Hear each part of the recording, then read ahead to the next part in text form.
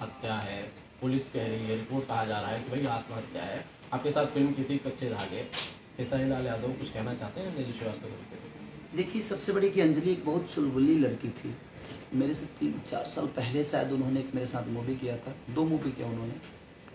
लहू पुकारेला, लहू के 2 रंग शायद पहली मूवी थी कि लहू पुकारेला, ऐसा ही कुछ नाम था उसका। लहू के 2 रंग जी।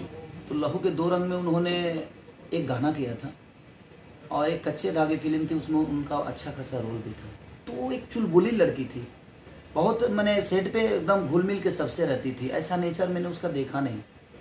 लेकिन अचानक मुझे इधर 2-3 साल में मुझे कोई ना कभी बात हुई अंजलि से और ना ही कभी हम लोग मिले और ना ही कभी पार्टी में कभी देखा मैंने उसको। लेकिन मैं एक निवेदन करूँगा हर एक्ट्रेस से जो इस लेवल पे नहीं है, जो जिनका बड़ा नाम नहीं है, मैं हाथ जोड़ के प्रार्थना करता हूँ आप सबसे कि ऐसा आप लोग मत करिए जो अंजलि की।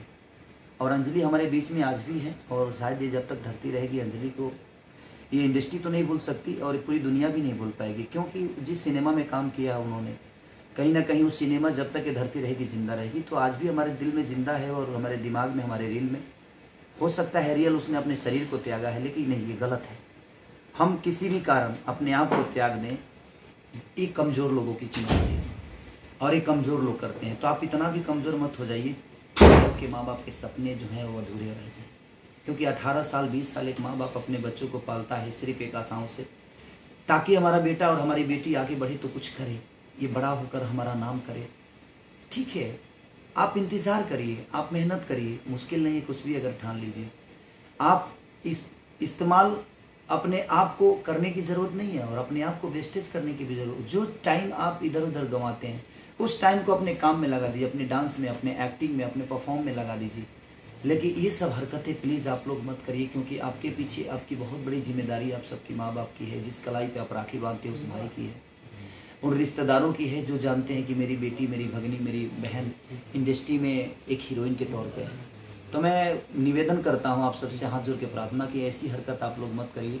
जीवन रहेगी तो स्टारडम आप कभी भी पा सकते हैं, जीवन को खो के आप कुछ नहीं पा सकते, सिर्फ अपने लोगों को तब तकलीफ दे सकते हैं।